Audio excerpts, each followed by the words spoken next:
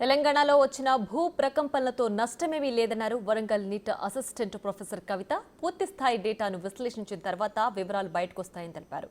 భూకంపాలపై research చేస్తున్నారు neat assistant professor కవిత. మరిన్ని వివరాలు మా ప్రతినిధి వేణు అందిస్తారు. ములుగు జిల్లాలోని మేడారం కేంద్రంగా 10 సెకండ్ల పాటు కంపించిన భూమి ఏపీ తెలంగాణ వ్యాప్తంగా కూడా భయాందోళన అయితే రేకెత్తిస్తూ ఉంది. ప్రధానంగా ఏపీ సెంటర్ మేడారం అని చెప్పడంతో అసలు ములుగు జిల్లాలో ఏం జరుగుతుంది అనేటువంటి ఒక చర్చ కూడా మొదలైంది. ప్రస్తుతం మనతో ఈ భూకంపానికి సంబంధించి మాట్లాడడానికి నిట్ అసిస్టెంట్ ప్రొఫెసర్ కవిత గారు మనతో ఉన్నారు. ప్రధానంగా ఎర్త్క్విక్ సంబంధించి కూడా తాను రీసెర్చ్ చేస్తూ ఉన్నారు. Good morning madam. అసలు ఏంటి ఈ ఎర్త్క్విక్ ఫస్ట్ టైం ఈ విధంగా వచ్చింది, ఎట్లా చూస్తారు, అసలు ఏంటి కారణాలు ఏంటి ఎర్త్క్విక్ రావడానికి? నమస్కారం సార్. నా ఏరియా ఆఫ్ రీసెర్చ్ ఏమి అంటే earthquake physics, earthquake forecasting and earthquake resistant design అండి. ఇవాళ మార్నింగ్ 7:27కు మన ములుగు డిస్ట్రిక్ట్లో మెడారం పక్కన ఎర్త్క్వేక్ జరిగింది. 5.3 మ్యాగ్నిట్యూడ్ అండ్ 40 కిలోమీటర్ డెప్త్లో ఇది జరిగింది. ఇలాగ ఎర్త్క్వేక్ మన సౌత్ ఇండియాలో వస్తుంది, కొంచెం రేర్ ఈవెంటే అండి. అయితే ఇది ఎలా జరుగుతుంది అని అడిగితే మన భూమి ఒక పైభాగం ఎర్త్క్వేక్ వస్తానికి ఒక రీజన్ ఉంటుంది. ఎక్కువ టెక్టానిక్ ప్లేట్స్ ఉంటుంది దాని పైగా. ఆ టెక్టానిక్ ప్లేట్స్ ఎప్పుడు మూమెంట్స్నే ఉంటుంది. ఒకటి ఇంకో పైకి తాకినప్పుడు ఇలాగ ఎర్త్క్వేక్ వస్తుంది. అదే రీజన్ అండి.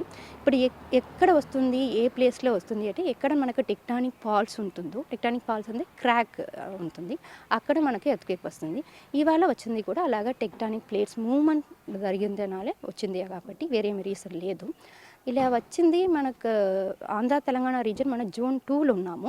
జోన్ 2 అంటే చాలా సేఫే అండి. సేఫ్ అయితే ఇక్కడ రేర్గా ఈవెంట్ రావచ్చు, వస్తా కూడా మ్యాగ్నిట్యూడ్ తక్కువనే ఉంటుంది. మన గంగారు ఏం పడవద్దు, ఇది ప్యానిక్ అవసరం ఏమీ లేదండి. మనం సేఫ్గా ఉన్నాము. అంటే ఎంత మ్యాగ్నిట్యూడ్ వస్తే ఆస్తి నష్టం, ప్రాణనష్టం జరుగుతుంది, డిజాస్టర్ ఎంత అంటే మ్యాగ్నిట్యూడ్ రిక్టర్ స్కేల్ మీద ఏ తీవ్రత వస్తే మనకు డ్యామేజ్ ఎక్కువ కనిపిస్తుంది? ఇప్పుడు 5.3 మ్యాగ్నిట్యూడ్ రావడం అనేది ప్రధానంగా ఇదే మొదటిసారి అని చెప్తున్నారు కదా. ఈ నెక్స్ట్ మళ్ళీ వచ్చే ఛాన్సెస్ ఉంటాయి. ఏపీ సెంటర్ మేడారం అని చెప్తున్నారు కాబట్టి మళ్ళీ అక్కడ వచ్చే ఛాన్సెస్ ఉన్నాయా? ఎర్త్ సాయిల్ కంపోజిషన్ ఎట్లా ఉంటుంది, అసలు అక్కడ మళ్ళీ రాబోతున్నాయా? మీ స్టడీలో ఏం తెలుస్తుంది? ఇప్పుడు ఇంకో ఈ డేటా రావట్లేదు. మేము డేటా అనాలిసిస్ అయిన తర్వాత మీకు ఎగ్జాక్ట్గా చెప్పొచ్చు. ఇప్పుడు ఏం చెప్పొచ్చు అంటే ఇలా ఎర్త్క్వేక్ జరిగేది ఇది ఫస్ట్ టైం ఏమీ కాదు. ఇలాగా చిన్న చిన్న ఎర్త్క్వేక్స్ రావచ్చు. ఇప్పుడు వచ్చింది కూడా ప్లేట్ టెక్టానిక్సే రీజన్ కాబట్టి సాయిల్ కంపోజిషన్ ఏమీ కాదు. ఇప్పుడు సాయిల్ ఏం చేస్తుంది అంటే ఈ వైబ్రేషన్ కొంచెం ఎక్కువ తక్కువ ఆంప్లిఫికేషన్ ఆర్ డీఆంప్లిఫికేషన్ అంటాము. ఇది కొంచెం ఎక్కువ తక్కువ సాయిల్ ప్రాపర్టీస్ గురించి చేంజ్ చేయవచ్చు, కానీ ఎర్త్క్వేక్ మ్యాగ్నిట్యూడ్ ఏమీ సాయిల్ కాబట్టి కాదు. మ్యాగ్నిట్యూడ్ ఈ టెక్టానిక్ ఎంత హార్డ్గా మూవ్ అవుతుంది, ఎంత హార్డ్గా హిట్ అవుతుంది అని మ్యాగ్నిట్యూడ్ వస్తుంది. దానికని సాయిల్ గురించి ఏమీ కంగారు పడవద్దు. అంటే మనకి ఈ మేడారము, ములుగు, భూపాలపల్లి ఏరియాలంతా అండర్ గ్రౌండ్ మైనింగ్ సిస్టమ్ ఉంది. ఆ బొగ్గు తవ్వకాలు మనకు జరుగుతుంది కదా, ఆ కోల్ ఆ ఎఫెక్ట్ ఉంటుందా, లేకపోతే నిజంగా ఇది అక్కడ ఉన్నటువంటి టెక్నికల్ ప్లేట్స్ మూవ్మెంట్ ద్వారానే వచ్చిందా? ఆ అండర్ గ్రౌండ్ మైనింగ్ వారి ప్రాబ్లం ఉందా? లేదండి, దీనికి అండర్ గ్రౌండ్ మైనింగ్కి ఏమీ సంబంధం లేదు. ఇది సెపరేట్గా టెక్టానిక్ ప్లేట్ మూవ్మెంట్నాలే జరిగింది. ఇంకో ఎక్కువ డీటెయిల్స్ డేటా అనాలిసిస్ తర్వాత చెప్పొచ్చు. మనం ఇప్పుడు డేటా చూస్తే మనకు చెప్పొచ్చు ఇది ఎర్త్క్వేకా లేదంటే మైనింగ్ అలా జరిగిందా, ఏమీ న్యూక్లియర్ ఎక్స్ప్లోషన్ ఏమీ మన డిఫరెన్షియేషన్ డేటా చూసిన తర్వాత చెప్పొచ్చు. ఇప్పుడు ప్లేట్ టెక్టానిక్సే రీజన్ అండి, ఏమీ మైనింగ్ అలా కాదు. అంటే ఈ ఇయర్లో సెప్టెంబర్లో కూడా వెదర్ కండిషన్స్ కంప్లీట్గా అబ్నార్మల్ అయినాయి. ఒక టోర్నాడో ఫామ్ అయింది. 500 ఎకర్స్లో అడవి కూడా కంప్లీట్గా వాష్అవుట్ అయింది. సో దానికి ప్రస్తుతం ఉన్న ఎర్త్క్వేక్కి సంబంధించి డిజాస్టర్స్ అక్కడే జరుగుతున్నాయి కదా, అదేమన్నా ఎపిసెంటర్గా ఉండబోతుంది డిజాస్టర్స్, ఏమన్నా దాన్ని స్టడీ చేస్తారా మీరు? మళ్ళీ మల్టీ హజార్డ్ అసెస్మెంట్ ఒకటి ఉంటుంది. ఎర్త్క్వేక్ కాబట్టి, సైక్లోన్స్ కాబట్టి, టొరంటో ఎఫెక్ట్ అన్నీ కలిసి ఓ స్టడీ జరుగుతుంది. అయితే అది ఏమీ సంబంధం లేదు. అది ఇప్పుడు టొరంటో ఏమి వచ్చింది, సైక్లోన్ ఏమి డిప్రెషన్ కాబట్టి అది వస్తుంది.